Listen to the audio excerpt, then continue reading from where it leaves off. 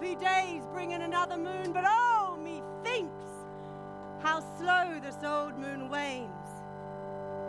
She lingers my desires. 4 days will quickly steep themselves in night. 4 nights will quickly dream away the time. And then the moon, like to a silver bow, new bent in heaven, shall behold the night of our solemnities. Go, Philostrate! Stir up the Athenian youth to merriment. Awake the pert and nimble spirit of mirth. Turn melancholy forth to funerals. The pale companion is not for our pomp. Hippolyta, I wooed thee with my sword, and won thy love doing the injury. I will wed thee in another key, with pomp, with triumph, and with revelling. Happy be Theseus, our renowned Duke! Thanks, good Egeus. What's the news with thee? Full of vexation come I with complaint against my child, my daughter Hermia. Stand forth, Demetrius, my noble lord. This man hath my consent to marry her. Stand forth, Lysander. And, most gracious Duke, this man hath bewitched the bosom of my child. Thou, Lysander, thou hast given her rhymes and did change love tokens with my child. Thou hast by moonlight at her window sung with feigning voice verses of feigning love. With cunning, thou hast filched my daughter's heart, turned her obedience, which is due to me, to stubborn harshness. And, most gracious Duke, be it so she will not hear before your grace consent to marry with Demetrius, I beg the ancient privilege of Athens, as she is mine, I may dispose of her, which shall be either to this gentleman or to her death, according to our law. No! What say you, Hermia? Be advised, fair maid, to you, your mother should be as a god. One who composed your beauties, yea, and one to whom you are as but a form in wax. By her imprinted and within her power to leave the figure or disfigure it. Demetrius is a worthy gentleman. So is Lysander. In himself he is but in this kind, wanting your mother's voice. Oh. The other must be held the worthier. I would my mother looked, but with my eyes. Rather your eyes must with her judgment look. I do entreat your grace to pardon me. I know not by what power I am made bold, nor how it may concern my modesty in such a presence here to plead my thoughts, but I beseech your grace that I may know the worst that may befall me in this case, if I refuse to wed Demetrius. What? Either die the death, or abjure forever the society of men. No! Therefore, fair Hermia, question your desires. Know of your youth, examine well your blood. If you yield not to your mother's voice, you can endure the livery of a nun. For I to be in shady cloister mewed, to live a barren sister all your life, chanting faint hymns at a cold, fruitless moon. Thrice blessed they that master so their blood to undergo such maiden pilgrimage. But earthlier happy is the rose distilled than that which withering on the virgin thorn grows, lives and dies in single blessedness. So I will grow, so live, so die, my lord. Ere I yield my virgin patent up unto his lordship, whose unwished yoke my soul consents not to give sovereignty. Take time to pause. Upon the next new moon, sealing day betwixt my love and me for the bond of everlasting fellowship.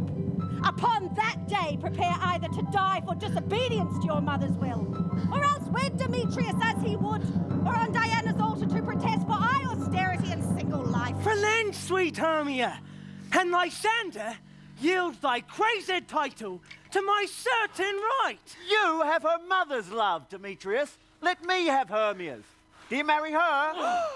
Scornful Lysander! True he hath my love, and what is mine my love shall render him. And she is mine, and all my right of her I do estate unto Demetrius. I am, my lord, as well derived as he, as well possessed. My love is more than his. My fortunes every way as fairly ranked, if not with vantage, as Demetrius's. And, which is more than all these boasts can be, I am beloved of beauteous Hermia. Why should not I then prosecute my right?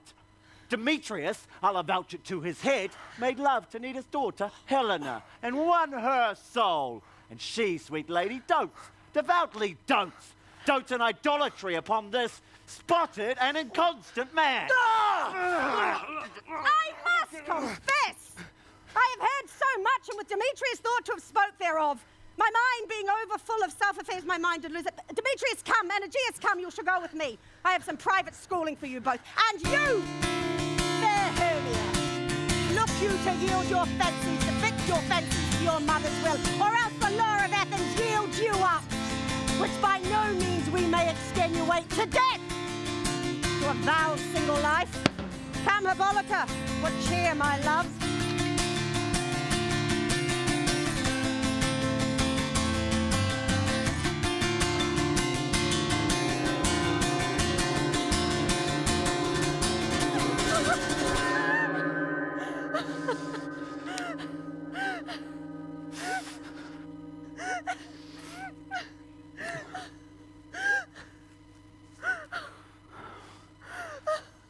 How now, my love?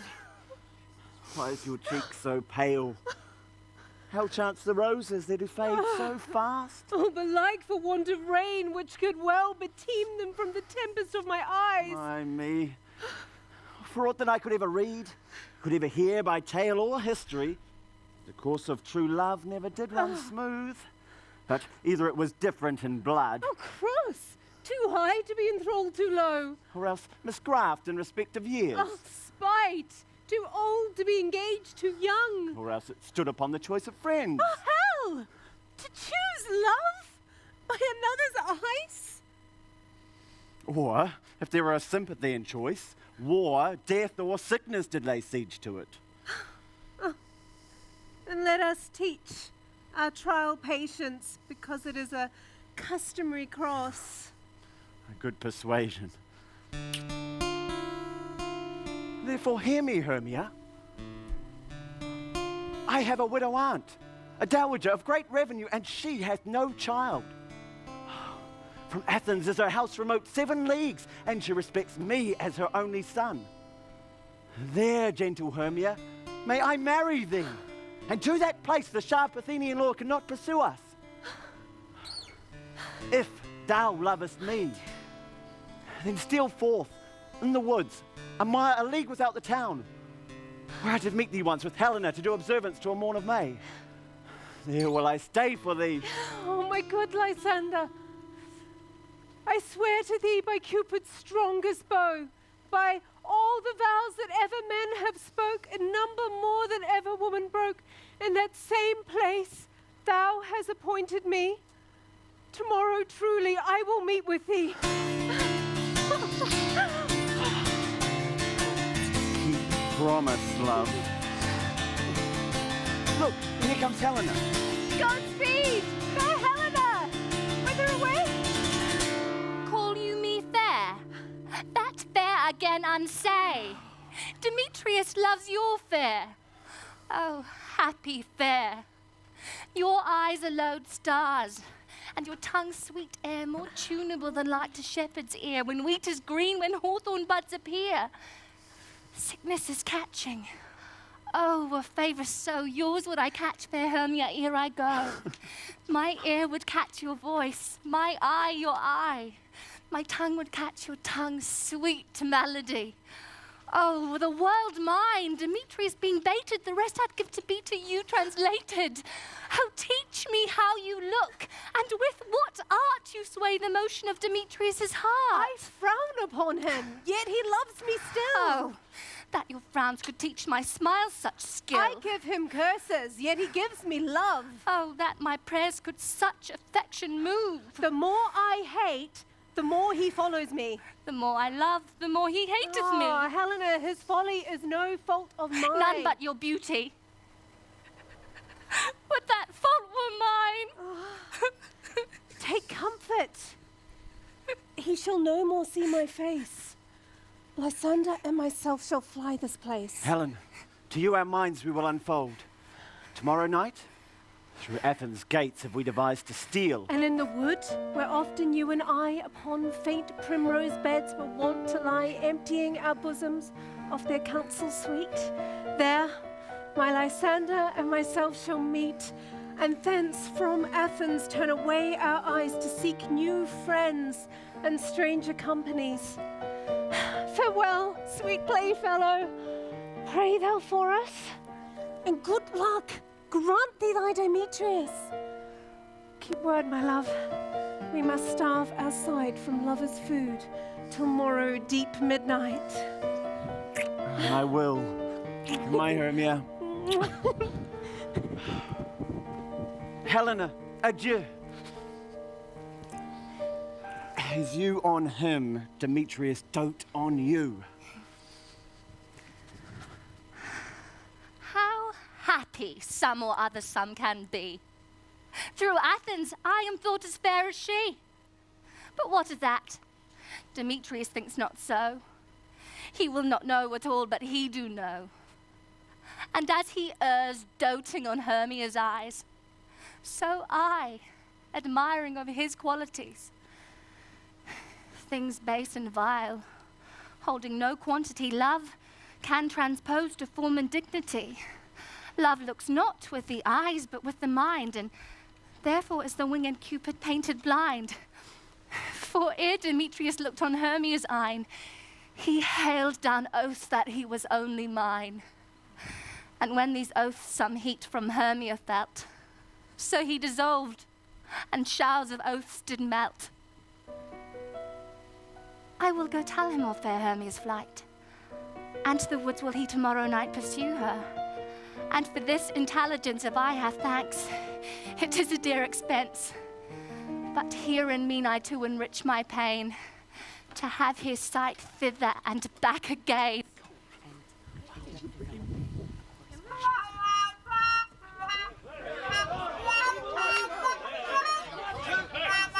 One, two, three, 1, 2, 1, 2, 1, 1, 1, 2, 3, 1, 2, 1, 2, 1, 1, 1, 2, 3, 1, 2, 1, 2, 1, 1, 1, 2, 3. Is all our company here?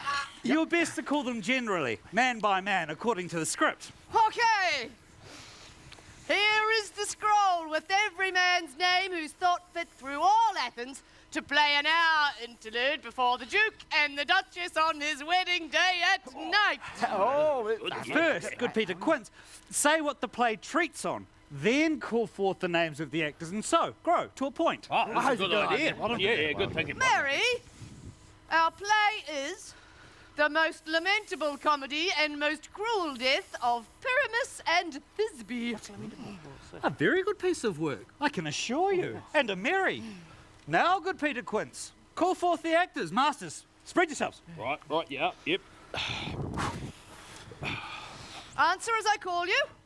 Nick Bottom, the Weaver. Ready? Name what part I am for, and proceed. Nick Bottom, you are set down for Pyramus. What is Pyramus? A lover or a tyrant? A lover. That kills himself. Most gallant for love. That will ask some tears in the true performing of it. If I do it, let the audience look to their eyes. I will move storms. I will condole, in some measure, to the rest. Yet my chief humour is for a tyrant. I could play Urkel's rarely. The raging rocks and shivering shocks shall break the locks of prison's gate, and Phoebus' car shall shine from far and make and mar their foolish fates. Oh, that's great. Yeah, it's good. This is lofty. This is lofty. Call forth the rest of the actors. This is Urkel's vein, a tyrant's vein. A lover is more condoling. Francis Flute, the bellows mender. Here, Peter Quince. Flute, you must take Thisbe on you. Oh, what is Thisbe? A wandering knight? It is the lady that Pyramus must love. Oh, nay, faith, let me not play a woman. I have a beard coming. Oh, it's all one. You shall play it in a mask, and you may speak as small as you will. And I can wear a mask too. Oh, let me play Thisbe. I'll speak in a monstrous little voice. Pyramus, Pyramus. Ah, Thisbe dear, they love it dear, the lady dear. No. You must play Pyramus, and Flute, you Thisbe. Proceed. Robin Starveling the tailor. Here, Peter Quince. Robin Starveling, you must play Thisbe's mother. Tom Snout the tinker. Here, Peter Quince. You Pyramus' father, myself Thisbe's father. Snug the joiner, you the lion's part. And here I hope is a play fitted. Have you the lines part written? Pray if it be, give it me, for I'm Slav study. You may do it extempore, for it's nothing but roaring. Oh, let me play the lion. Let me play the lion. I will roar you that it would do any man's ear good to hear me roar. I will roar you that I will make the Duke say, let him roar again. Let him roar again. And you would do it too terribly. You would fright the Duchess and the ladies that they would shriek. And that were enough to hang us all. Hang every mother's son. I grant you, gentlemen, that if we did affright the ladies, they would have little discretion but to hang us. But I will aggravate my voice, so I will roar you as gently as any sucking dove. I will roar you as if 'twere any nightingale. You can play no part but Pyramus! For Pyramus is a sweet-faced man, a proper man, as one shall see on a summer's day. He is a most lovely, gentleman-like man, therefore you must needs play Pyramus! Well, I will undertake it. What bed were I best play it in? Oh, why, what you will! But, masters, here are your parts, and I am to entreat you, request you and desire you to learn them by tomorrow night, and meet me in the palace wood a mile without the town by moonlight. There will we rehearse. Why? For if we meet in the city, we shall be dogged with company and our devices known. Oh, good thinking, yeah. Hangers on. Yeah. In the meantime, I shall draw up a bill of properties such as our play wants. I pray you, fail me not. We will meet, and there we may rehearse most obscenely and courageously. Take pains, be perfect. Roger. At the Duke's Oak we meet. At the Duke's Oak. 2, 3. 1, 2, 3. 1, 2, 1, 2, 1, 1. 1, 2, 3. 1, 2, 1, 2, 1, 1. 1, 2, 3. 1, 2, 1, 2, 1.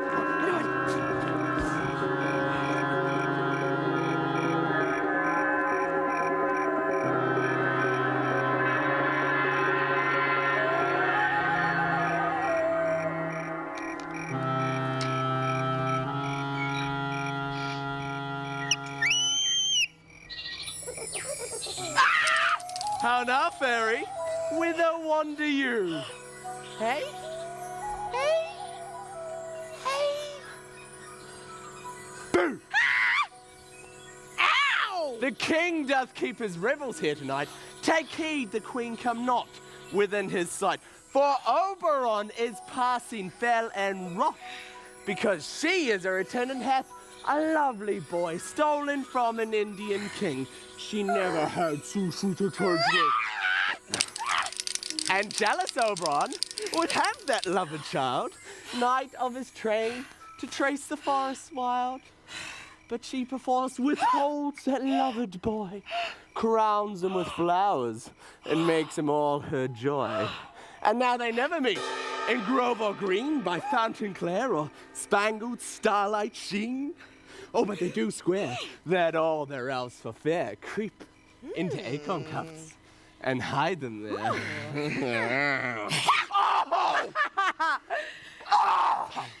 Either I mistake your shape and making quite, or else you are that shrewd and knavish sprite called Robin Goodfellow.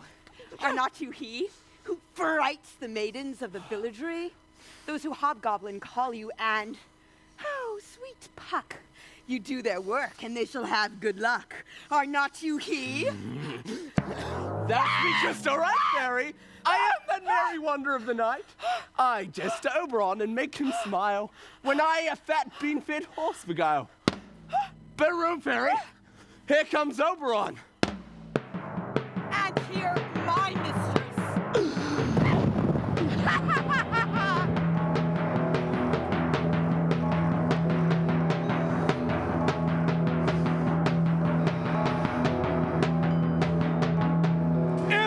By moonlight, proud Titania.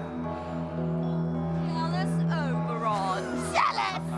Very skipence I have forsworn his bed and company. Tarry, rash wanton! Am I not thy lord? Then I must be thy lady. She is your lady? But I know when thou hast stolen away from fairyland. Stolen!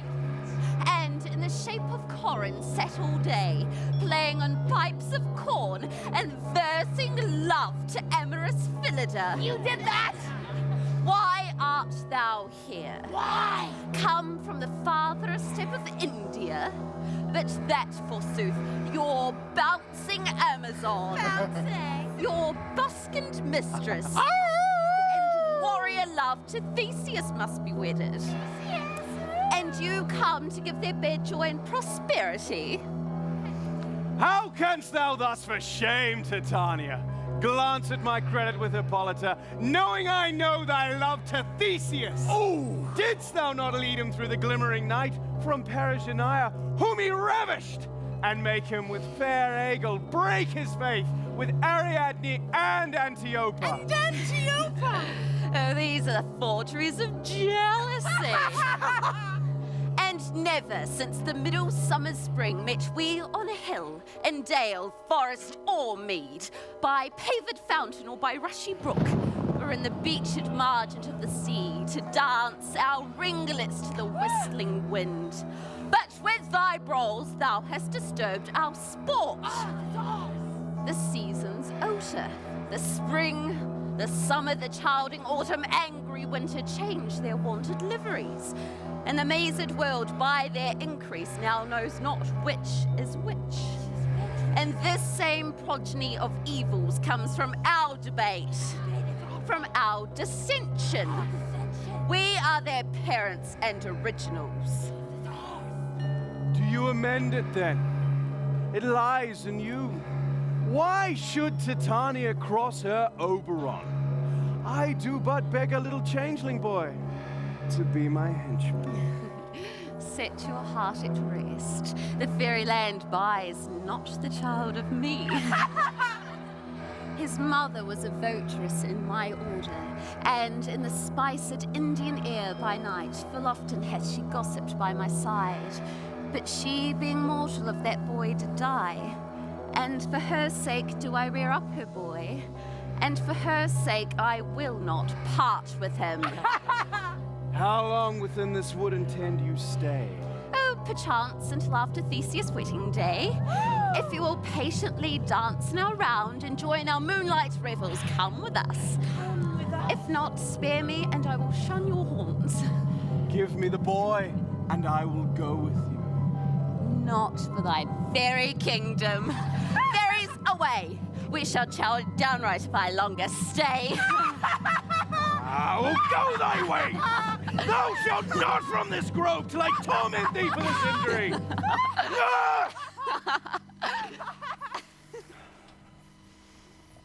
My gentle Puck, come hither. Thou rememberest since once I sat upon a promontory to hear the sea maid's music. I remember. That very time I saw, but thou couldst not, flying between the cold moon and the earth, Cupid all armed.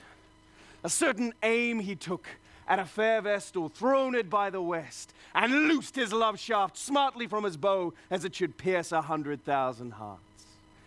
Yet marked I where the bolt of Cupid fell. It fell upon a little western flower, before milk white, now purple with love's wound, and maidens call it love and idleness. Fetch me that flower, that herb I showed thee once before. The juice of it on sleeping eyelids laid shall make all man, all woman, madly dote upon the next life creature it sees. Fetch me this herb. I will put a girdle around the earth in 40 minutes. Having once this herb, I'll watch Titania when she is asleep and drop the liquor of it in her eyes. The next thing then she waking looks upon, be it on lion or bear, on wolf or bull, on meddling monkey or on busy ape, she shall pursue it with the soul of love. And ere I take this charm from off her sight, as I can take it with another herb, I'll make her render up her page to me. Hermia! Who comes here? Hermia! I am invisible and will overhear their conference. Ah, I love thee not, therefore pursue me not. Where is Lysander and fair Hermia? The one I'll slay, the other slayeth me. Thou toldst me they were stolen unto this wood, and here I am, and mad within this wood, because I cannot meet my Hermia. Hinks! Get thee gone and follow me no more. You draw me, you hard-hearted adamant. But yet you draw not iron, for my heart is true as steel. Leave you your power to draw, and I shall have no power to follow you. Do I entice you? Do I speak you fear? Or rather, do I not in plainest truth tell you? I do not, nor I cannot love you. And even for that do I love you the more. Ah! I am your spaniel. And Demetrius, the more you beat me, I will fawn on you. Use me but as your spaniel. Spurn me, strike me, neglect me, lose me. Only give me leave, unworthy as I am, to follow you. What worse a place can I beg in your love?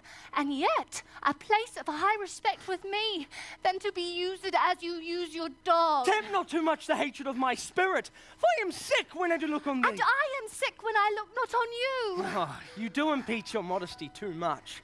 To leave the city and commit yourself into the hands of one that loves you not. To trust the opportunity of night and the ill counsel of a desert place with the rich worth of your virginity. Your virtue is my privilege. For that it is not night when I do see your face.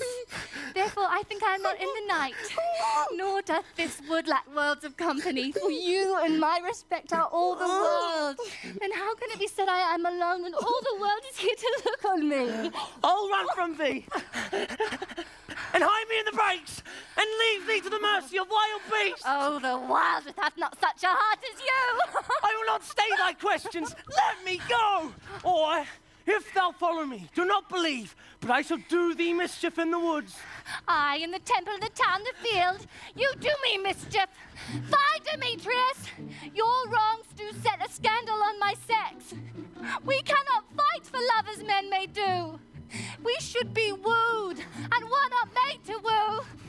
I'll follow thee, and make a heaven of hell to die upon the hand I love so well. Fare thee well, nymph. Ere he do leave this grove, thou shalt fly him, and he shall seek thy love.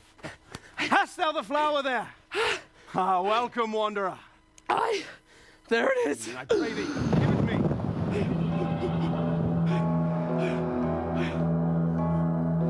Now a bank where the wild thyme blows, where oxlips and the nodding violets grow, quite over-canopied with luscious woodbine, with sweet musk roses and with eglantine. There sleeps Titania, sometime in the night, lulled in these flowers with dances and delights. And there the snake throws her enameled skin, weed wide enough to wrap a fairy in.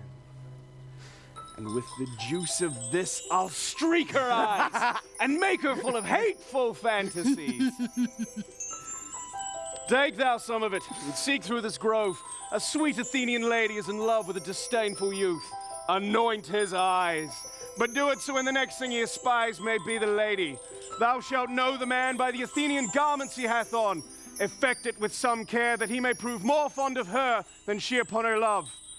And look thou meet me ere the first cock crow. Fear not, my lord. Your servant shall do so.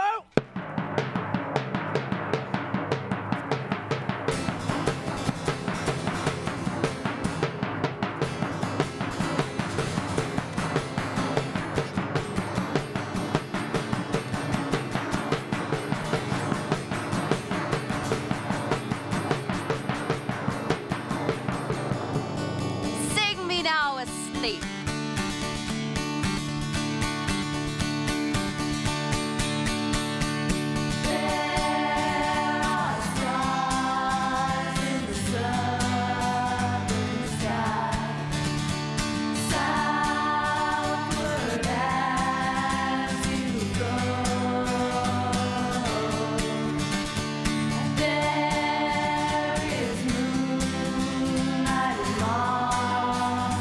Tree.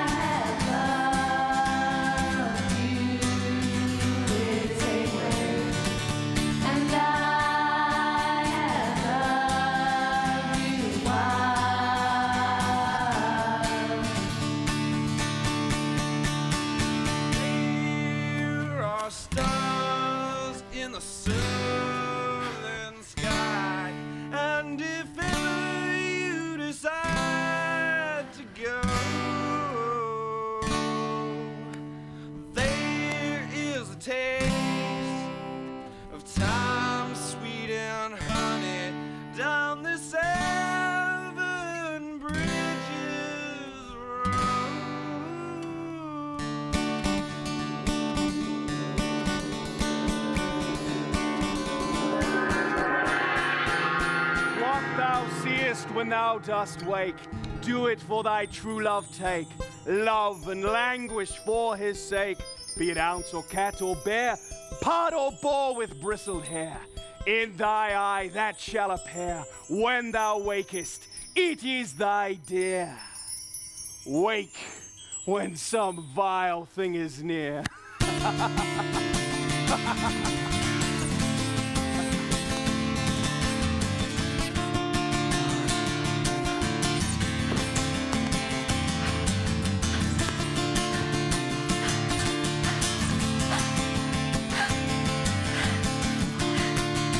Dear love, faint when wandering in the wood.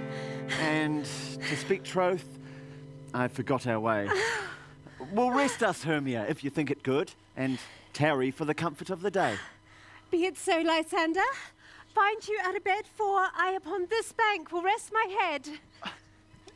One turf shall serve as pillow for us both. One heart, one bed, two bosoms, and one troth. Nay, good Lysander. For my sake, my dear, lie further off, yet do not lie so near. Oh, take the sense, sweet, of my innocence. I mean that my heart unto yours is knit, so that but one heart we can make of it.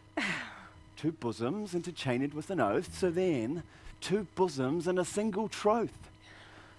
Then by your side, no bedroom me deny. For lying so, Hermia, I do not lie. Lysander riddles very prettily. Now much beshrew my manners and my pride if Hermia meant to say Lysander lied. But, gentle friend, for love and courtesy lie further off. In human modesty, such separation may well be said becomes a virtuous bachelor and a maid, so far be distant. And good night, sweet friend. May thy love never alter till thy sweet life end. Amen. Amen to that fair prayer, say I, and then end life when I end loyalty. Here is my bed. Sleep give thee all his rest. With half that wish, the wish's eyes be pressed. Ah! Oh! Oh! Ah! Ah! Through the forest have I gone, but Athenian found I none, on whose eyes I might approve this flower's force in stirring love. Ah!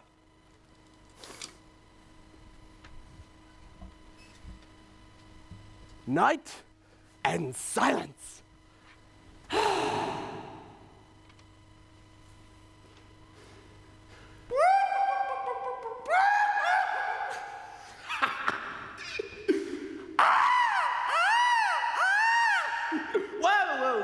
Whoa. Who is here? Weeds of Athens he doth wear. This is he, my master said, despise the Athenian maid. And hear the maiden, sleeping sound on the dank and dirty ground. More. Pretty soul. She durst not lie near this lack love, this kill courtesy. Churl upon thy eyes I threw all the power this charm doth owe. When thou wakest, let love forbid sleep his seat on thy eyelid. Now, awake when I am gone, for I must now to Oberon. Stay! Thou dost kill me, sweet Demetrius! I charge thee, haste, and do not hold me thus. Oh, wilt thou, darkling, leave me? Do not so! Stay, on thy peril, I alone will go. Oh, I am out of breath in this fond chase. The more my prayer, the lesser is my grace. Happy is Hermia wheresoe'er she lies, for she hath blessed and attractive eyes. How came her eyes so bright? Not with salt tears. If so, mine are oftener washed than hers. No, no. I am ugly as a bear, for beasts that meet me run away for fear. Therefore no marvel though Demetrius do, as a monster fly my presence thus. What wicked and dissembling glass of mine made me compare with Hermia's fiery eyne? But who is here? Lysander, on the ground, dead or asleep. I see no blood, no wound. Lysander, if you live, good sir, awake. Oh, and run through fire I will for thy sweet sake.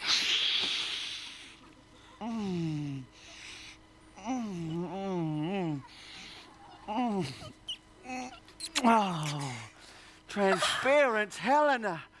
The nature shows art that through thy bosom makes me see thy heart.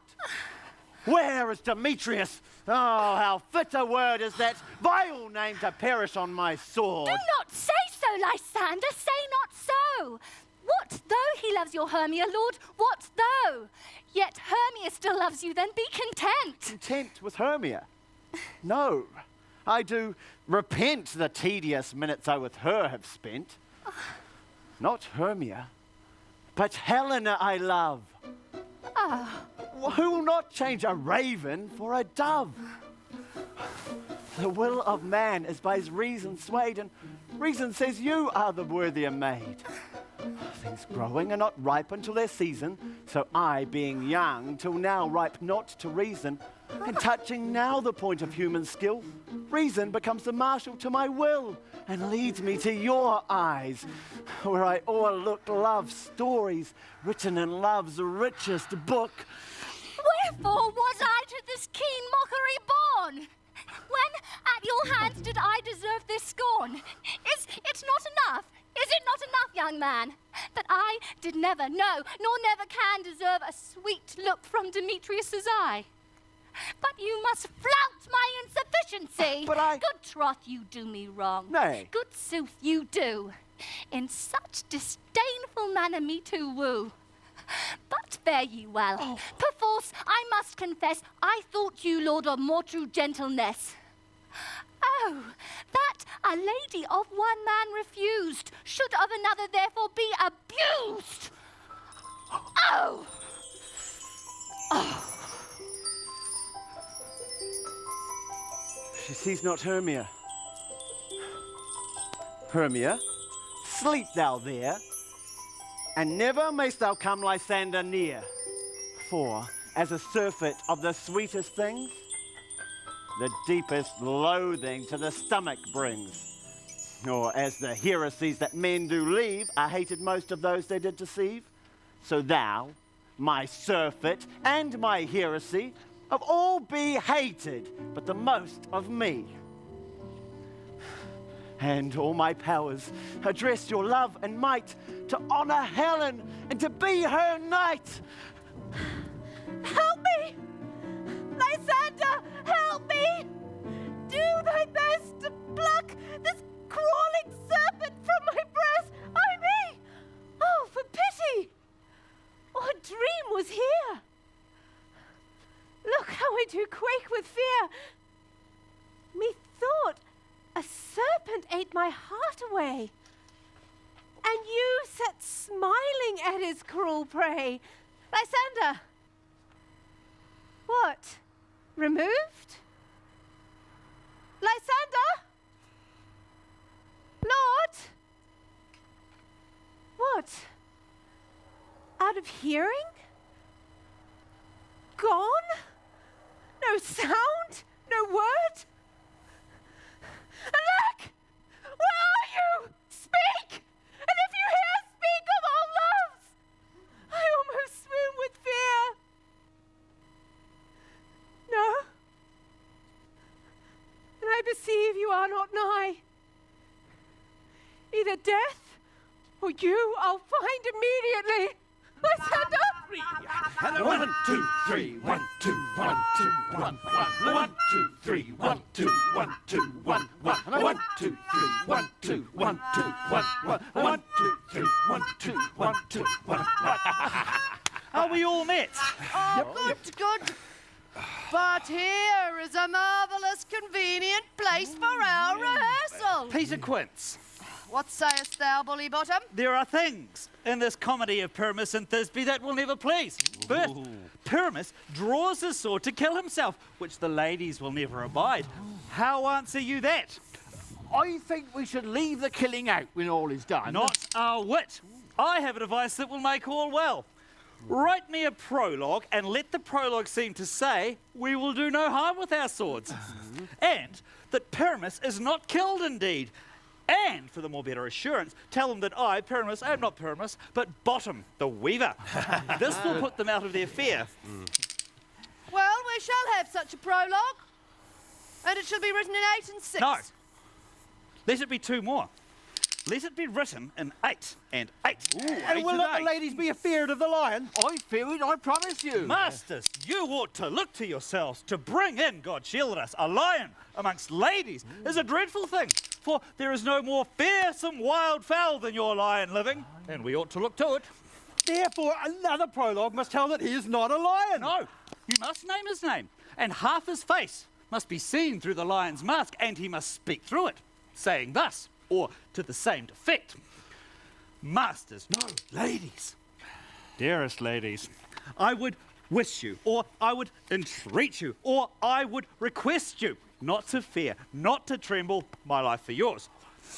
If you think we come hither as a lion, 'twere a pity on my life. No, I am no such thing. I am a man, as other men are.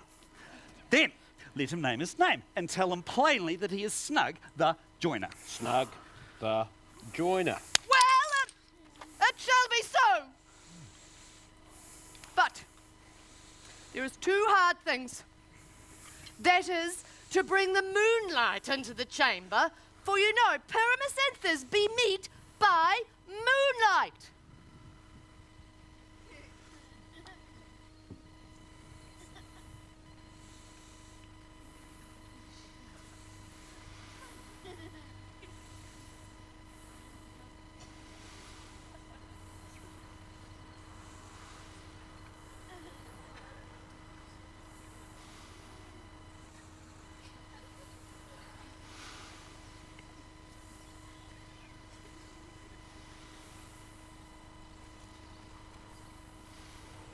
Doth the moon shine that night we play our play? A calendar! A calendar! Look in the almanac. Find out moonshine. Find out moonshine.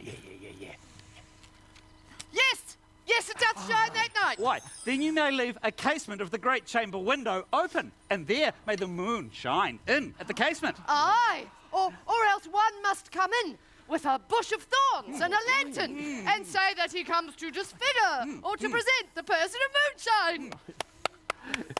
Oh, but there is another thing. We must have a wall in the great chamber, for you know Pyramus and Thisbe, says the story, did talk through the chink of a wall. You could never bring in a wall. No. What say you, Bottom? Some man, or rather, must present wall. And let him have about him some limestone or some plaster or some rough cast to signify wall. And let him hold his fingers thus, the cranny through which Pyramus and Thisbe do whisper. If that may be, then all is well. Come, sit down, every mother's son, and rehearse your parts. Bottom, you begin. Pyramus, when you've spoken your speech, enter into that break over there. And so everyone according to his cue. What hempened homespuns have we swaggering here? So near the cradle of the fairy queen.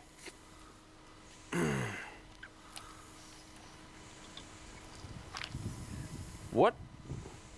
A play towards? I'll be an auditor. An actor too if I see cause. Pyramus, enter. Thisbe, stand forth. All right. Thisbe, The flowers of odious savours sweet. Odours! Odours savours sweet. And so hath thy breath, thy dear Thisbe dear. But hark, a voice do I hear. Stay here but a while, and by I will to thee appear. A stranger Pyramus than e'er played here.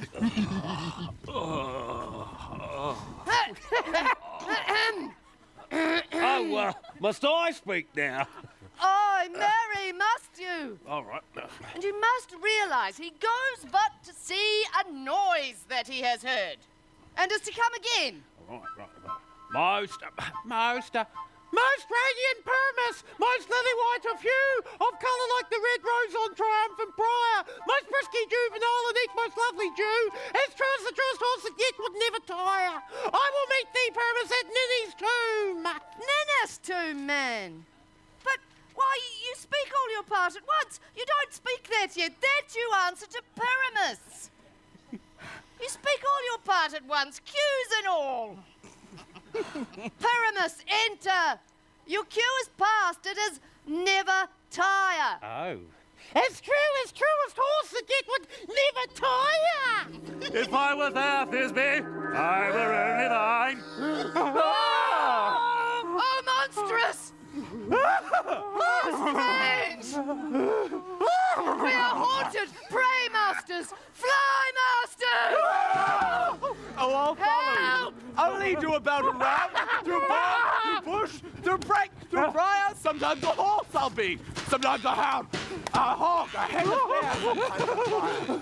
And neigh, and buck, and grunt, and roar and bed. Like hog!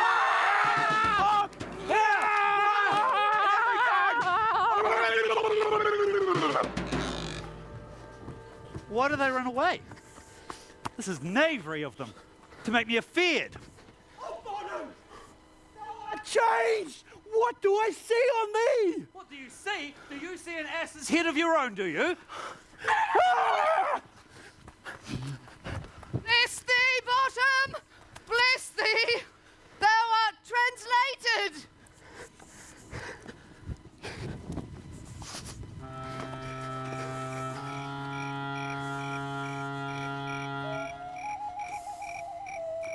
I see thee knavery. This is to make an ass of me, if they could. But I will not stir from this place. Do what they can. I will walk up and down here, and I shall sing, and they shall hear that I am not frightened. The Asslecock so black of hue, with orange tawny bill, the throstle with his note so true, the red with little quill. What angel wakes me from my flowery bed? The finch, the sparrow, and the lark, the play song cuckoo grey, whose note many a man doth knock and never answers. I pray thee, gentle mortal, sing again. Mine ear is much enamoured of thy note. Oh, so is mine eye enthralled to thy shape, and thy fair virtues force perforce doth move me on the first view to say, to swear, I love thee. Oh, methinks, madam, you should have little reason for that. Although reason and love keep little company together nowadays, more's a pity that some honest neighbours won't make them better friends. Oh, thou art as wise as thou art beautiful. No, not so neither, madam. No. But if I had wit enough to get out of this wood, I would have enough to serve mine own turn. Out of this wood do not desire to go. Thou shalt remain here whether thou wilt or no. I am a spirit of no common rate. The summer still doth tends upon my state. And I do love thee. Therefore, go with me. I'll give thee fairies to attend on thee, and they shall fetch thee jewels from the deep, and sing while thou on pretty flowers dost sleep, and I will purge thy mortal grossness so that thou shalt like an airy spirit go. Fairies, be kind and courteous to this gentleman.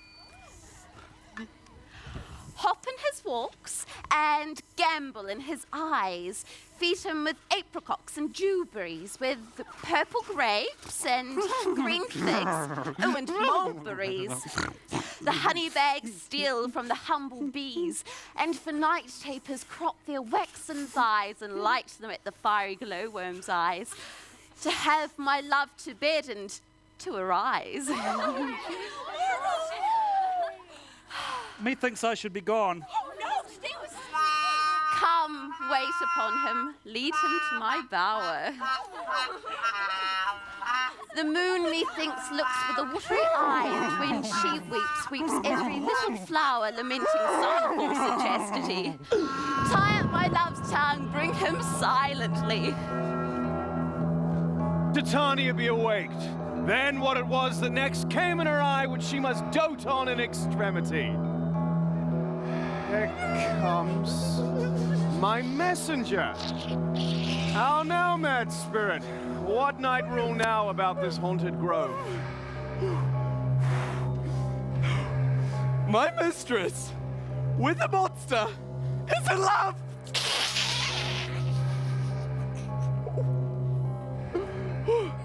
Near to a close and consecrated bower, while she was in her dull and sleeping hour, a crew of patches, rude mechanicals that worked for bread upon the Athenian stalls were met together to rehearse a play intended for a great Theseus nuptial day. The shallowest, thick-skinned of this barren sort, whom Pyramus presented in their sport, forsook a scene and entered in a break. When I did him at this advantage take, an ass's knoll, I fix it upon his head. Anon, his thisbe must be answered. And forth my mimic comes. When they did him spy, so at his sight away his fellows fly. I led them on this distracted fare, unless sweet Pyramus translated there. When in this moment so it came to pass, Titania awaked, and straightway loved an ass! This falls out better than I could devise. But hast thou yet latched the Athenian's eyes with the love juice as I did bid thee do? I took him sleeping, that is finished too, and the woman by his side that when he waked, a force she must be eyed. Stand close, it's the same Athenian. This is the woman, but that's not the man. Oh, I rebuke you, him that loves you so. Lay breath so bitter on your bitter foe. Thou I but chide, but I should use thee worse. Oh. But thou, I fear, hast given me cause to curse. If thou hast slain Lysander in his sleep, being overshoes in blood, plunge in the deep and kill me too. No! The sun was not so true unto the day as he to me. Would he have stolen away from sleeping Hermia? It cannot be but thou hast murdered him. Oh. So should a murderer look, so dead, so grim. So should the murdered look, and so should I. Pierce through the heart with your stern cruelty. Yet you, the murderer, look as bright, as clear, as yonder Venus in her glimmering sphere. What is this to my Lysander? Where is he? Oh, good Demetrius, wilt thou give him me? I had rather give his carcass to my hounds. Dog! Thou hast drivest me past the bounds of maiden's patience! Hast thou slain him? Oh, henceforth, be never numbered among men! Oh, once! Tell true even for my sake. Dost thou have looked upon him being awake, and hast thou killed him sleeping? Oh, brave touch. Could not a worm, an adder, do so much? You spend your passion on a misprized mood. I am not guilty of Lysander's blood, nor is he dead for aught that I can tell. I pray thee then, tell me that he is well. And if I could, what should I get therefore? A privilege never to see me more. They hate in prison!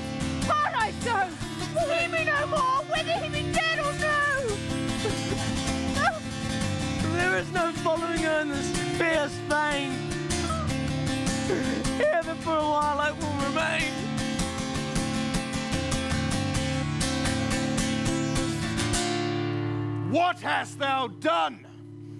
Thou hast mistaken quite, and laid the love juice on some true love's sight. About this wood go swifter than the wind, and Helena of Athens, look thou find. Old fancy sick she is, and pale of cheer, with sighs of love that cost the fresh blood dear. By some illusion, see thou bring her here. I'll charm his eyes against she do appear. Look, I go, look how I go, faster than an arrow from Tata's bow!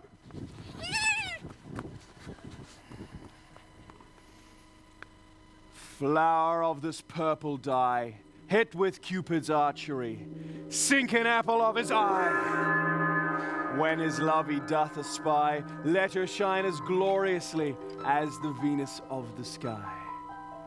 When thou wakest, if she be by, beg of her for remedy.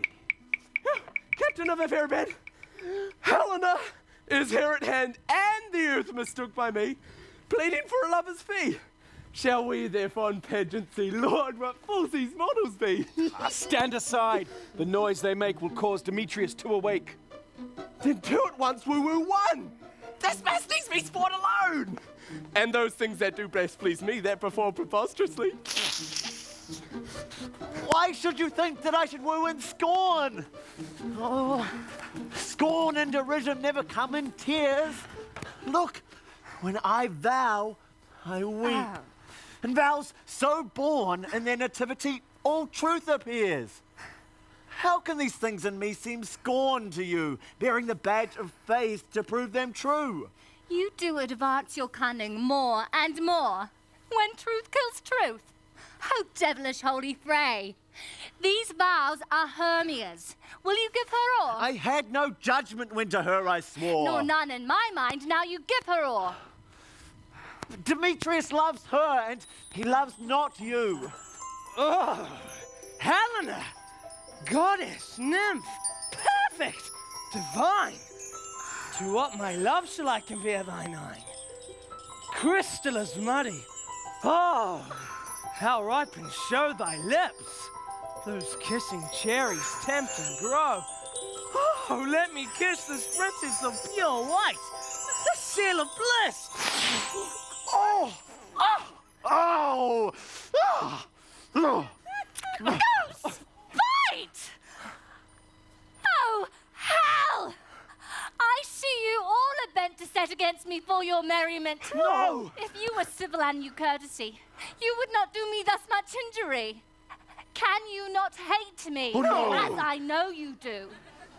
But you must join in souls to mock me too. If you were men, as men you are in show, you would not use a gentle lady so, to vow and swear and superpraise my parts, when I am sure you hate me with your heart. No! You both are rivals and love Hermia, and now both rivals to mock Helena. A trim exploit, a manly enterprise, to conjure tears up in a poor maid's eyes with your derision. None of noble sort would so offend a virgin, and extort a poor soul's patience, all to make you sport. You are unkind, Demetrius. Be not so, for you love Hermia. This you know I know. And here, with all goodwill, with all my heart, in Hermia's love, I yield you up my part. And yours of Helena to me bequeath, whom I do love, and will do to my death. Oh, never did mockers waste more idle breath. Lysander, keep thy Hermia. I will none. Her fair I love to all that love is gone. My heart to her but as guest-wife sojourned. And now to Helen it is home returned. There to remain. Helen, it is not so. The spirits of the faith thou dost not know. Lest, to thy peril, thou abide it dear. Look, where thy love comes, yonder is thy dear. Thy art not by mine eye, Lysander, found. Mine ear, I thank it brought me to thy sound, but why unkindly did thou leave me so? Why should he stay, whom love doth press to go? What love could press Lysander from my side? Lysander's love, that would not let him bide. Fair Helena, who more engilds the night than all you fiery O's and eyes of light. Why seek'st thou me? Cannot this make thee know the hate I bear thee made me leave thee so? You speak not as you think. It cannot be. No! She is one of this confederacy. Oh, now I perceive they have conjoined all three to fashion this false sport in spite of me. No! Oh, injurious Hermia, Oh. most ungrateful maid! Oh. Have you conspired? Have you with these contrived to bait me with this foul derision? Is all the counsel that we two have shared, the sisters' vows, the hours that we have spent when we have chid the hasty-footed time for parting us? Oh, is it all forgot? No. Old school days friendship, childhood innocence? No. And will you rent our ancient love asunder to join with men in scorning your poor friend? It is not friendly. 'Tis not maidenly. Our sex, as well as I may chide you for it, though I alone do feel the injury. I am amazed at your passionate words. I scorn you not. It seems you scorn me. Have you not set Lysander, as in scorn, to follow me and praise my eyes and face? And made you rather love Demetrius, who even but now does spurn me with his foot, to call me goddess, nymph, divine and rare, precious celestial, let me go! Wherefore speaks he this to her he hates? And wherefore doth Lysander deny your love, so rich within his soul, and tender me, forsooth, affection, but by your setting on, by your consent? I understand not what you mean by this. I do. Persever. Counterfeit sad looks. Make mouths upon me when I turn my back. Wink each at other. Hold the sweet jest up. This sport well carried shall be chronicled. If you have any pity, grace, or manners, you would not make me such an argument. But fare ye well. 'Tis partly my own fault, which death or absence soon shall remedy. Stay, gentle Helena. Hear my excuse. My love, my life, my soul, fair Helena. Oh, excellent. Sweet, do not scorn her so. If she cannot entreat, I can compel. Thou canst compel no more than she entreat. Thy threats have no more strength than her weak prayers. Helen, I love thee. By my life, I do. I swear by that which I will lose for thee to prove him false that says I love thee not. I say, I love thee more than he can do. If thou say so, withdraw and prove it too. Oh, quick, come! Lysander! Oh. Where to tinsel this? Away, you Ethiop! Oh, no. He'll seem to break loose. Take on as you would follow. But yet, come not. You are a tame man. Go! Hang off, thou cat! Thou burr! Vile thing, let loose, or I will shake thee from me like a serpent. Why have you grown so rude? What change is this? Sweet love! My love! Out, tawny tassel! Out! Out, loathed medicine!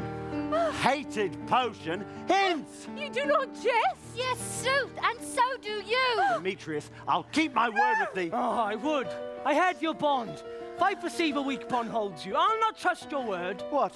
Should I hurt her? Strike her? Kill her dead? Although I hate her, I'll not harm her so. What greater harm could you do me than hate? Hate me? Wherefore? Oh me, what news, my love? Am I not Hermia? Are you not Lysander? I am as fair now as I was erewhile. Since night you loved me, yet since night you left me. Why then you leave me?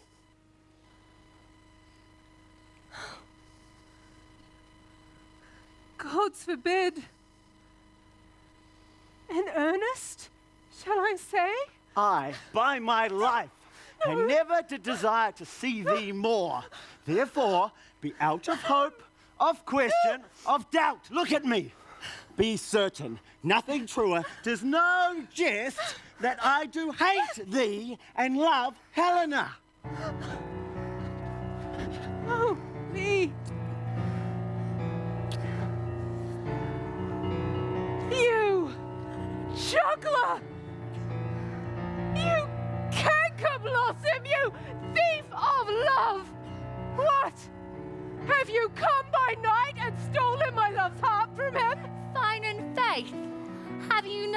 modesty, no maiden shame, no touch of bashfulness.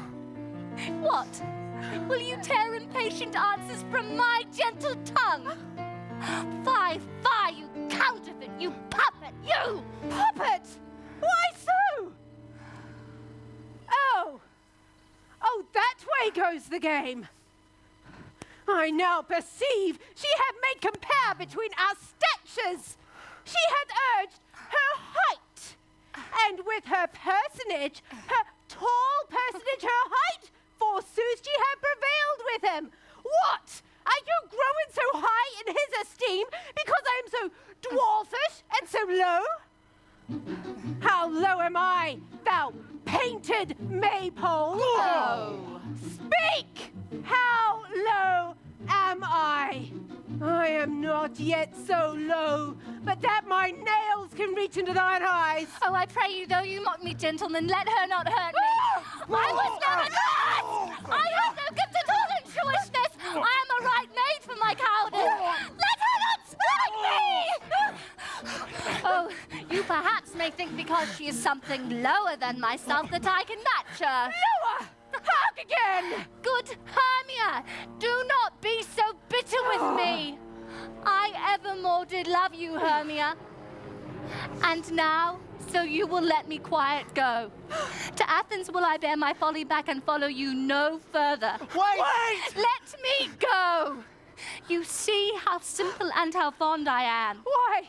Get you gone. What is it that hinders you? A foolish heart that I leave here behind. With Lysander? With Demetrius! Be not afraid, she shall not harm thee, Helena. No, sir, she shall not, though you take her part. Oh. When she's angry, she is keen and shrewd. She was a vixen when she went to school, and though she be but little, she is fierce. Little! Nothing but low and little! Why do you suffer her to flout me thus? Let me come to her! Get you gone, you dwarf! You minimus of hindering not grass maid! You bead! You acorn! You are too officious in our behalf that scorns your services. Let her alone. Speak not of Helena. Take not her part. For if thou dost intend ever so little show of love to her, thou shalt avoid it. Now she holds me not. Now follow, if thou darest, to try whose right, of thine or mine, is most in Helena. Follow! Nay, I'll go with thee! Cheek by jowl! You, mistress! This coil is long of you!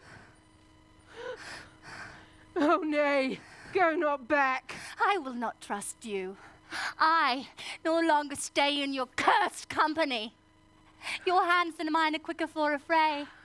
My legs are longer, though, to run away. I am amazed and know not what to say. Helena!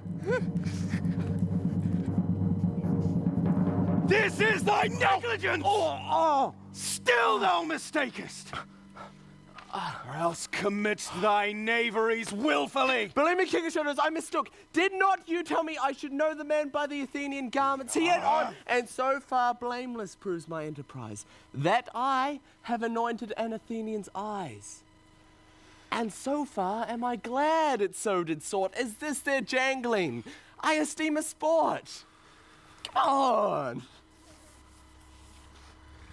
Thou seest these lovers seek a place to fight. Go therefore, Robin, overcast the night, and lead these testy rivals so astray as one come not within another's way.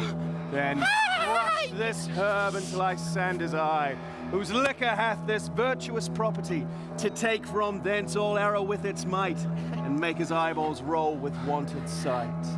When they next wake, all this derision shall seem a dream and fruitless vision.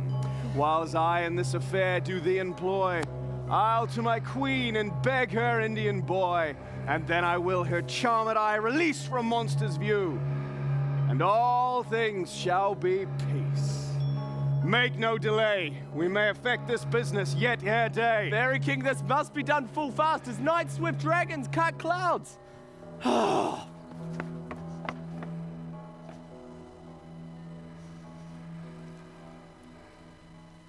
On second thoughts, I need a drink. In fact, I think I need an interval. If anyone wants me, I'll be out there eating some ice cream. Unless you want to buy me one. No? Oh. Please?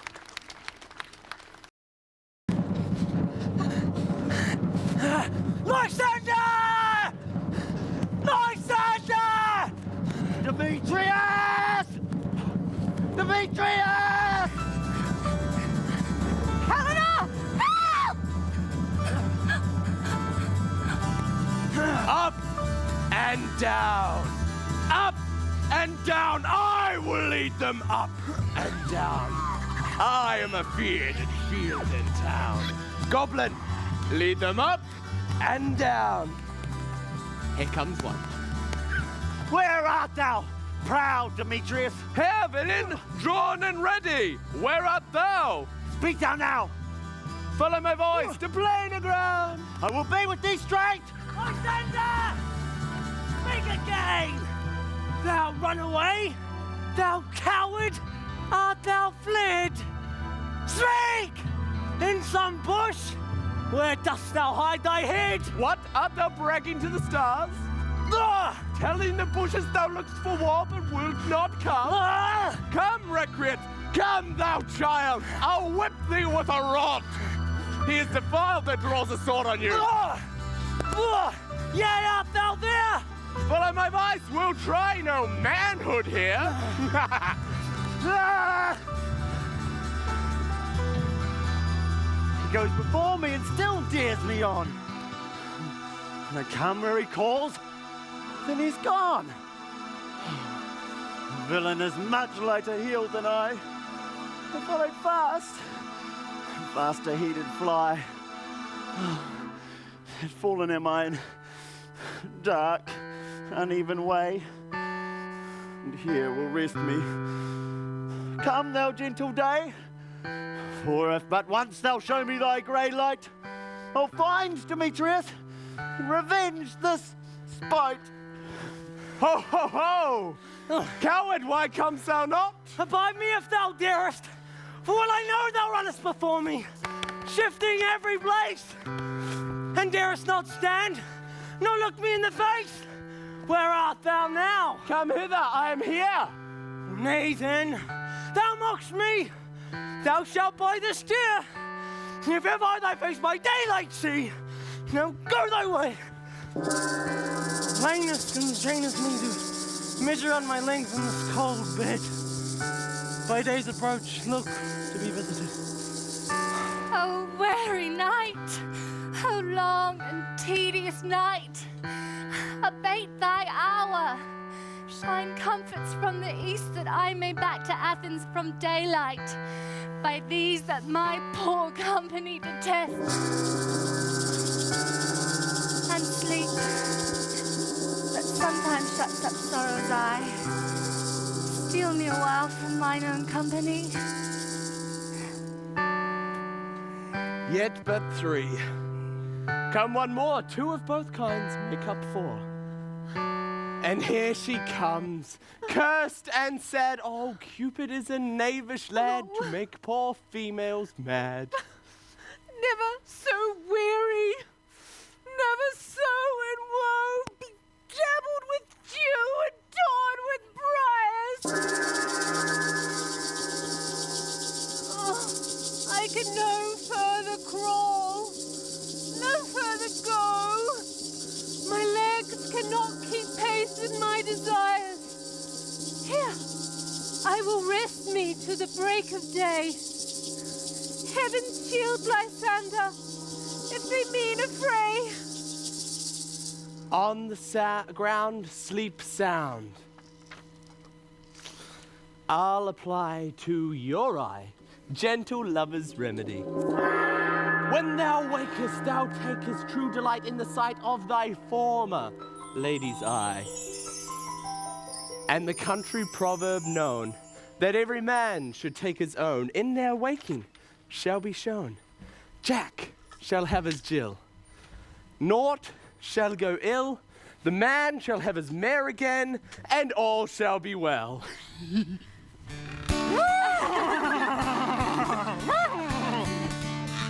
Oh, he's beautiful. I love his ears.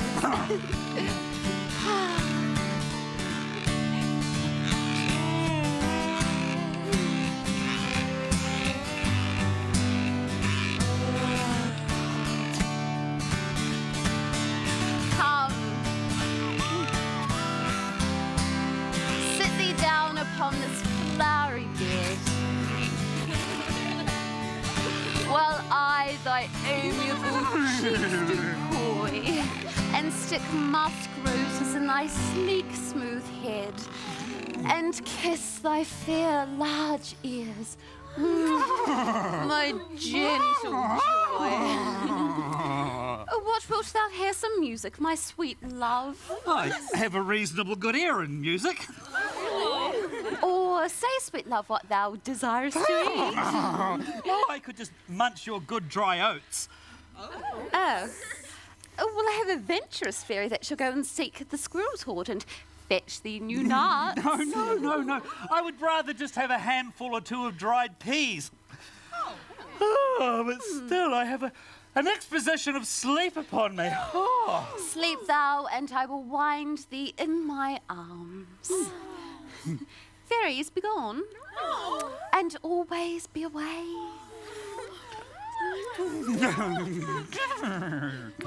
So doth the woodbine the sweet honeysuckle gently entwist. The female ivy so enrings the barky fingers of the elm. Oh, how I do love thee. Oh, how I dote on thee.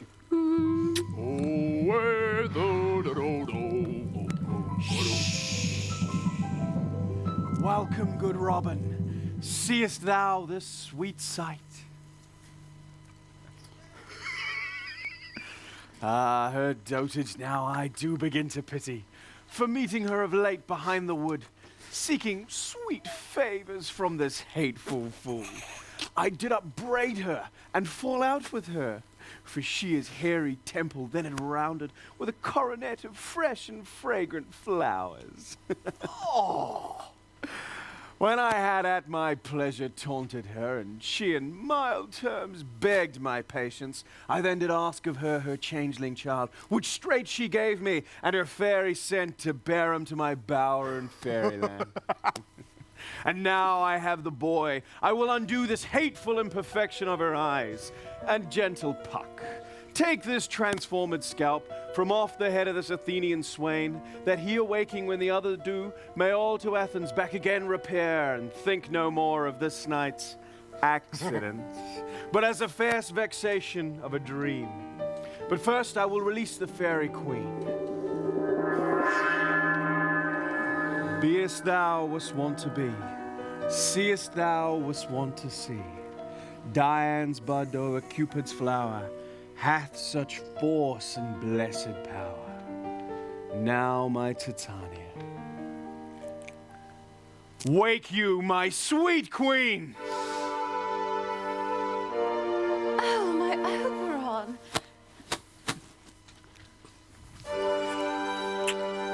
Oh, what visions have I seen? Methought I was enamored of an ass. There lies your love.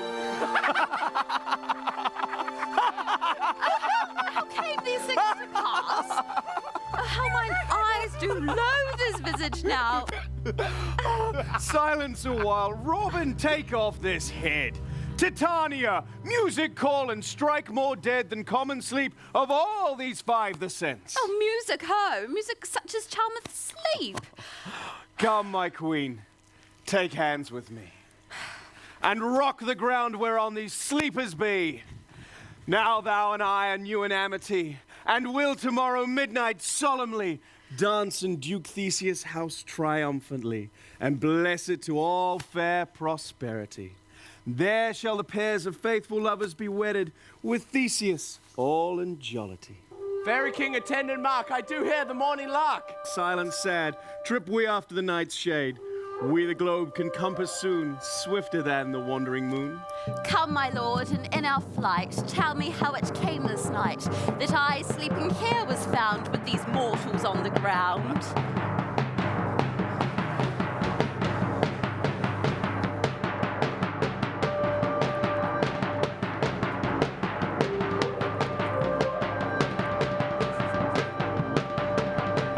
Now, Philostrate, find out the forester. Since our observation is performed, and we have the vowel of the day, my love will hear the music of my hounds. Uncouple them in the western valley. Dispatch, I say, and find out the forester. We will, fair queen, up to the mountain's top and mark the musical confusion of hounds and echo and conjunction. But soft, what nymphs are these? My lord! This is my daughter here asleep! And this Lysander! This Demetrius's! And this Helena! Oh, Neda's Helena! I wonder at them being here together. No doubt they rose up early to observe the rite of May, and hearing our intent came here in grace of our solemnity. But speak, Egeus, is not this the day that Hermia should give answer of her choice? It is, my lord! Egeus!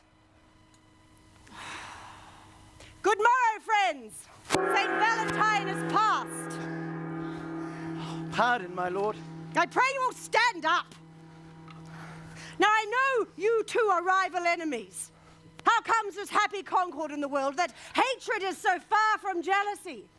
To sleep by hate and fear, no enmity. My lord, I shall reply amazedly, half sleep, half waking. But as yet, I swear I cannot truly say how I came here. But as I think, for truly would I speak, and now I do bethink me, so it is. I came with Hermia hither. Our intent was to be gone from Athens, where we might, without the peril of the Athenian law... Oh, enough! My lord, you have enough. I beg the law upon his head. They would have stolen away, they would, Demetrius, thereby to have defeated you and me. You of your wife and me of my consent that she should be your wife. My lady, fair Helen told me of their stealth, of this their purpose hither to this wood, and I in fury hither followed them. Fair Helena in fancy following me. But, my good lord, I know not by what power, but by some power it is. My love to Hermia, melted as the snow, seems to me now as the remembrance of an idle god in which my childhood I did dote upon. And all the faith, the virtue of my heart, the object and the pleasure of mine eye, is only Helena. Oh, to her, my lord, was I betrothed, there I saw Hermia. But like in sickness did I loathe this food, but as in health come to my natural tastes. Now I do wish it, love it, long for it, and will forevermore be true to it. Fair lovers, you are fortunately met. Of this discourse we shall hear more anon. Egeus, I will overbear your will. For in the temple by and by with us, these couples shall eternally be knit. The morning now is something worn. Our purposed hunting shall be set aside. Away with us to Athens, 3 and 3, and we will hold a feast in great solemnity. Come, Hippolyta. These things seem small and undistinguishable. Methinks I see things with parted eye when everything seems double. So methinks. And I have found Demetrius like a jewel. Mine own and not mine own. Are you sure that we're awake? It seems to me that yet we sleep, we dream. Do not you think the Duke was here and bid us follow him? Yea, and my mother. And Hippolyta. And he did bid us follow to the temple. Why? Then we are awake.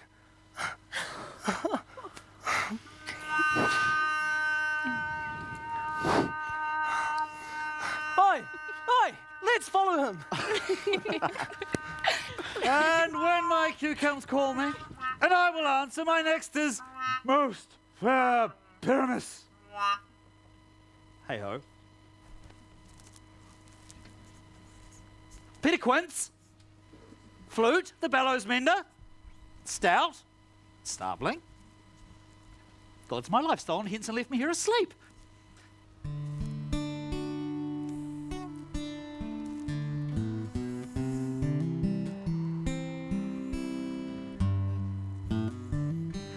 I have had a most rare vision. I have had a dream past the wit of man to say what dream it was. Man is but an ass if he would go about to expound this dream.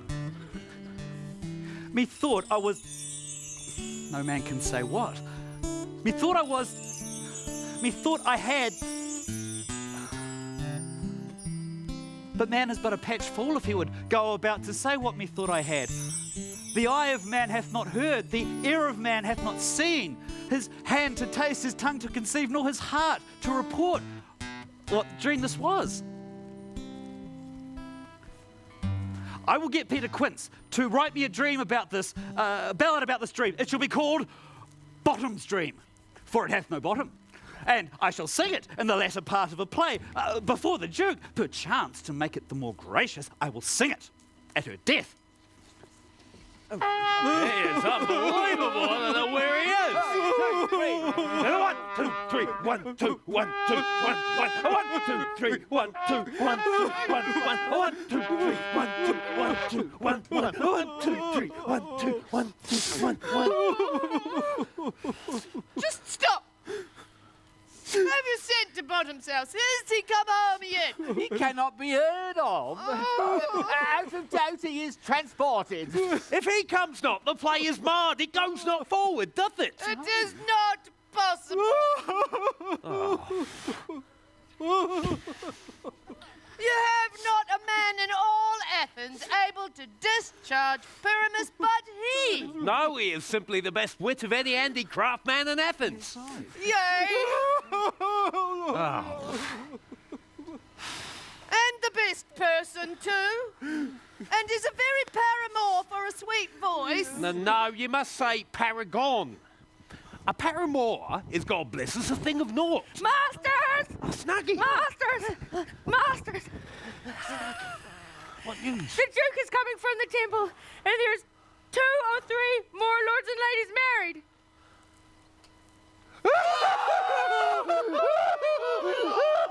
Oh, sweet bully bottom!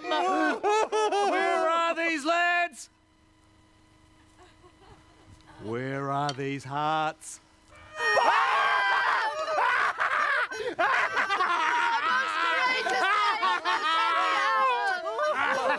Masters, I am to discourse wonders, but ask me not what, for if I tell you I am no true Athenian. Come on, you can tell I me. will tell you everything, right as it fell out. Oh, let us hear, sweet bottom. Oh, not a word from me, no. Oh.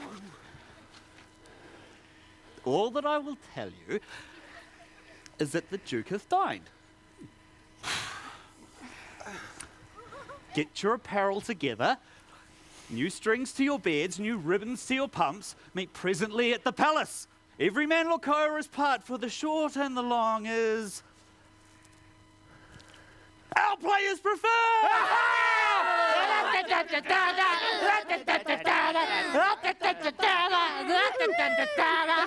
In any case, let Thisbe have clean linen, and let him that play the lion peer not his nails, for they shall hang out over for the claws of the lion. And most dear actors, eat no onions, nor garlic, for we are to utter sweet breath, and I do not doubt but to hear them say it is a sweet comedy. Oh, bottom! No more words. Away! Away!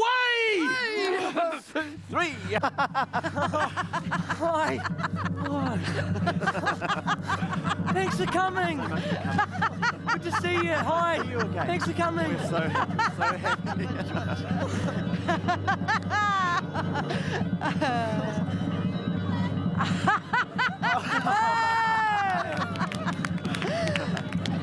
Joy, gentle friends, joy and great days of love accompany your hearts. More than to us wait in your royal walks, your board, your bed. Come now, what masks? What dances shall we have to wear away this long age between our after supper and our bedtime? Where is our usual manager of mirth?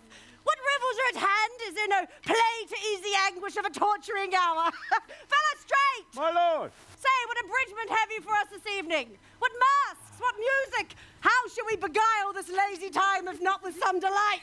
A play there is, my lord, but some 10 words long, which is as brief as I've known a play, but by 10 words, my lord, it is too long, which makes it tedious. For in all the play there is not one word apt, one player fitted, and tragical, my noble lord, it is therein for Pyramus doth kill himself. But when I first saw her, has made mine eyes water. But more merry tears the passion of loud laughter never shed. What are they that do play it? Oh, hard-handed men that work in Athens here, which never laboured in their minds till now, and now toil their unbreathed memories with this same play against your nuptial. And we will hear it! Oh, no. No, my noble lord, it is not for you. I've heard it over, and it is nothing in the world, unless you can find sport in their intents, extremely stretched and conned with cruel pain to do you service. I will hear that play. Oh, for never can anything be amiss when simpleness and duty do tender it. Philostrate, bring them in. Take your places, ladies. I love not to see wretchedness who are charged and duty in his service perishing. Ah, gentle sweet, you shall see no such thing. He says they can do nothing in this kind. Yeah, but the kind are we to give them thanks for nothing. Our sport shall be to take what they mistake. And what poor duty cannot do, noble respect takes it in might, not merit. So please, your grace, the prologue is addressed. Let him approach.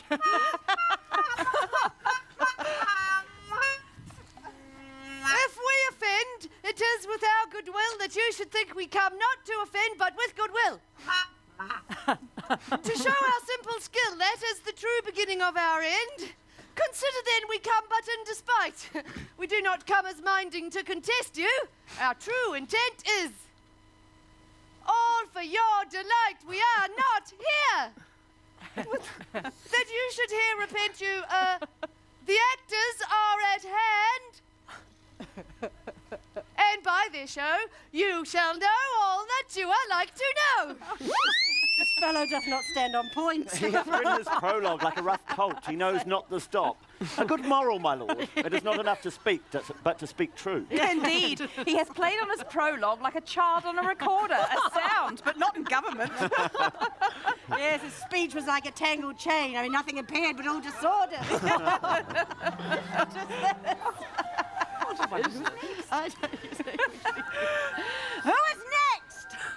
Gentles, perchance you wonder at this show, but wonder on till truth make all things plain.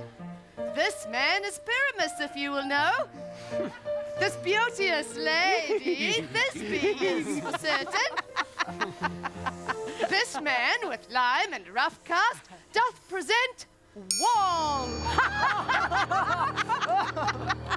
And through that vile wall these lovers did asunder. And through Wall's chink, poor souls, they are content to whisper. At the which let no man wonder. This man, with lantern, dog, and bush of thorn, doth present moonshine. For if you will know, by moonshine did these lovers think no scorn. To meet at Ninna's tomb, there to woo. This grisly beast, which Lion hight by name, did trusty Thisbe, coming first by night, scare away. Or rather, did affright. And as she fled, her mantle she did fall, which Lion vile with bloody mouth did stain. Anon comes Pyramus, sweet youth and tall, and finds his trusty Thisbe's mantle slain. Whereat, with bloody, blameful blade, he bravely broached his boiling bloody breast. And Thisbe, tarrying in mulberry shade, his dagger drew and died.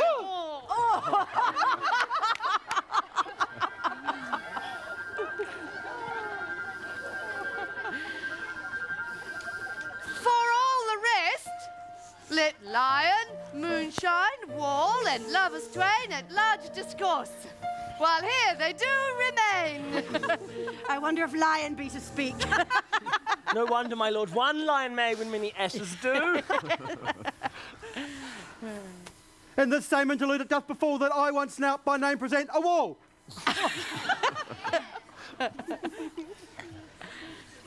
And such a wall as I would have you think that had in it a crannied hole or chink.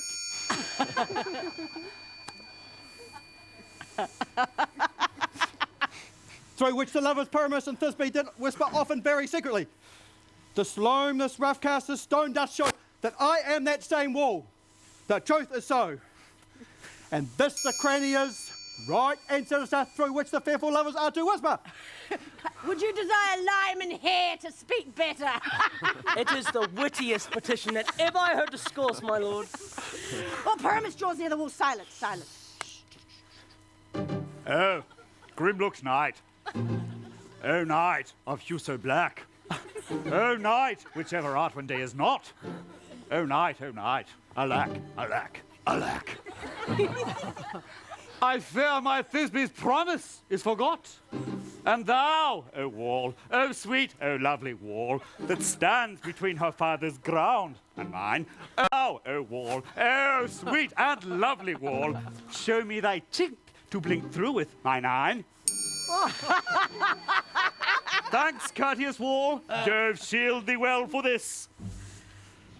Oh, but what do I see?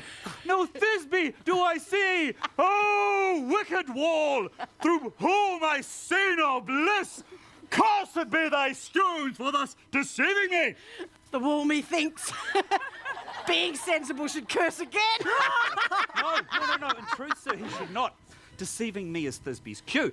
She is to enter, and I am to spy her through the chink in the wall. You will see it will fall pat as I told you. Yonder she comes. Oh, wall, full often hast thou heard my moans for parting my fair Pyramus and me. My cherry lips have often kissed thy stones. Thy stones with lime and hair knit up in me. I see a voice, and now will I to the wall to spy and see my lover's face. Thisbe? My love thou art, my love I think. Think what thou wilt. I am thy lover's grace, and like Lysander, am trusty still. And I, like Helen, to the fates me kill. Not shaftless to Procrus was one so true. And I as shaftless as Procrus to you. Oh, kiss me through the whole of this vile wall.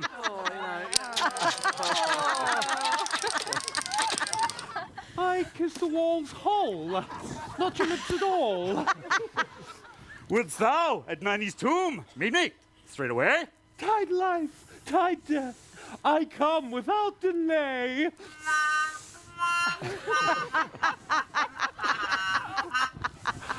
Thus have I, wall, my part discharged so, and being done thus, wall away doth go. This is the silliest stuff that ever I heard. Oh, here come two noble beasts and a man and a lion.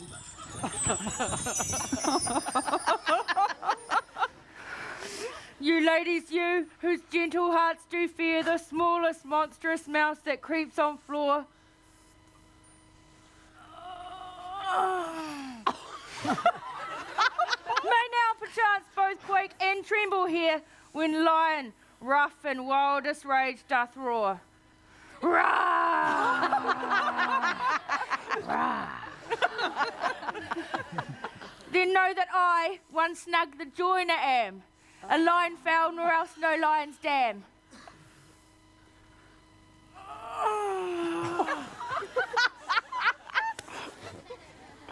Then know that if I were to as lion come and strive to this place, 'twere pity on my life.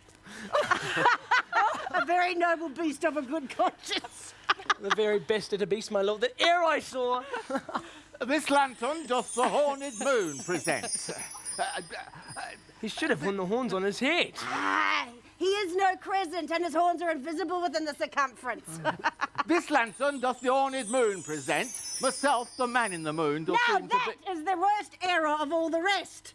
The man should be put into the lanthorn. How is it else the man in the moon? Proceed, Moon. All what I have to say is to tell you, the lantern is the moon, I, the man in the moon, this thorn bush, my thorn bush, and this dog, my dog. Why? All these should be in the lanthorn. All these are in the moon. And silence! Here comes Thisbe. This is old Ninny's tomb. Where is my love? Well run, Thisbe! Well roared, lion. Well shone, Moon. Truly the moon shines with a good grace. Well, lion! And so the lion vanished. And then came Pyramus. Sweet moon, I thank thee for thy sunny beams. I thank thee, moon, for shining now so bright. For by thy gracious golden glittering gleams, I trust to take of truest Thisbe's sight.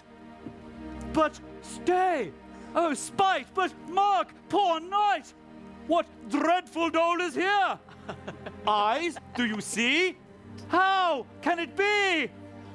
Oh, dainty duck, oh dear, thy mantle, good, what? Stained with blood.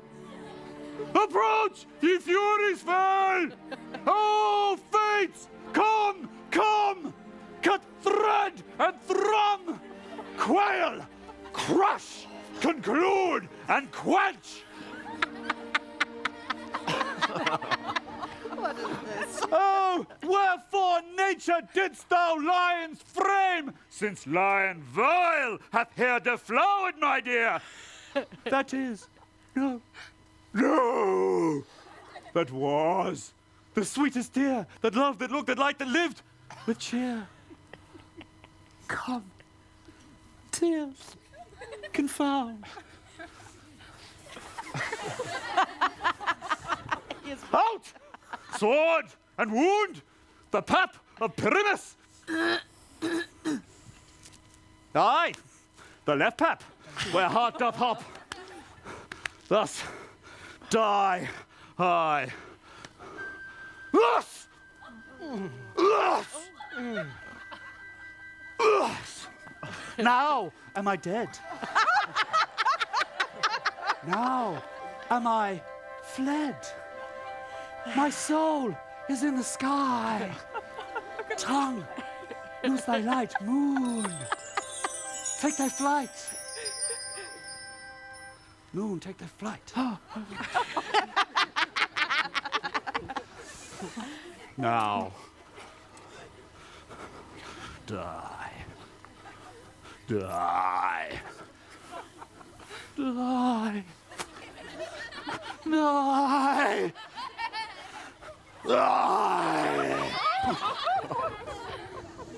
With the help of a surgeon, he might yet recover and prove an ass.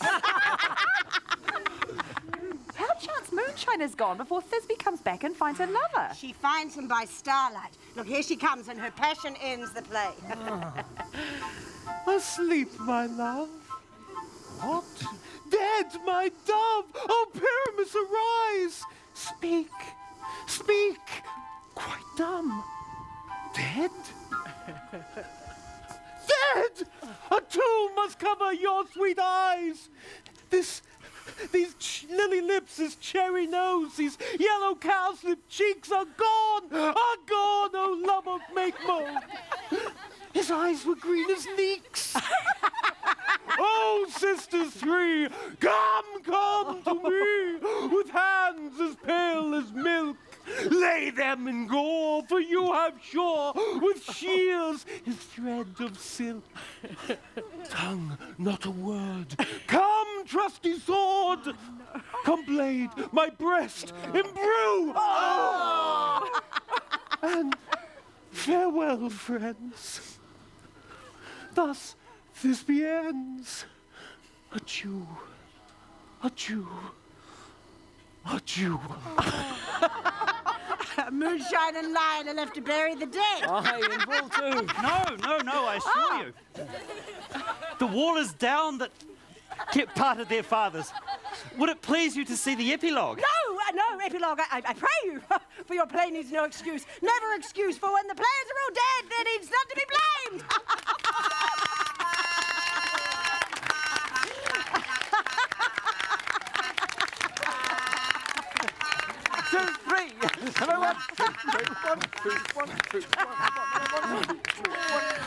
The iron tongue of midnight hath told 12. Lovers to bed!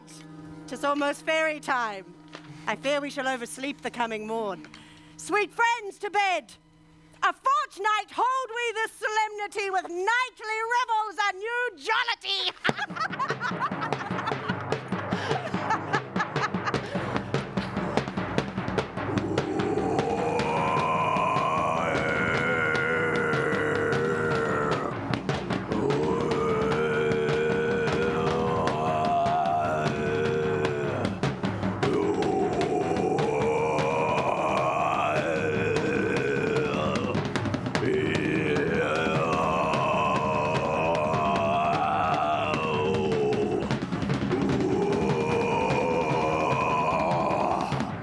Now the hungry lion roars, and the wolf behowls the moon, whilst heavy ploughman snores, all with weary task fordone. And we fairies that do run by the triple Hecate's team from the presence of the sun, following darkness like a dream. Now, a frolic!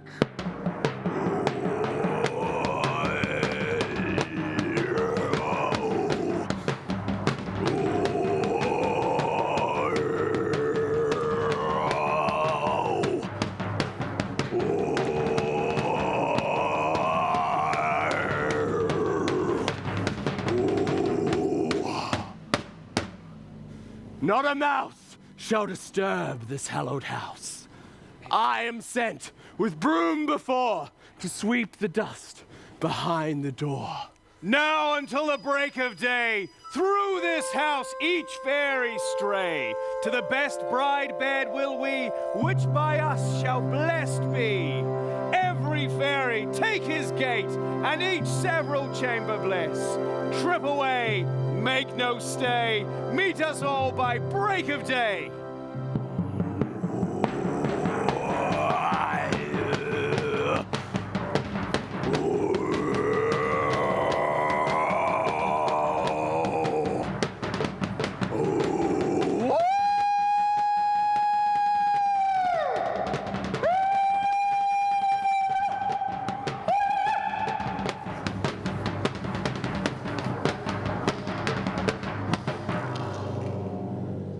If we shadows have offended, think but this, and all is mended.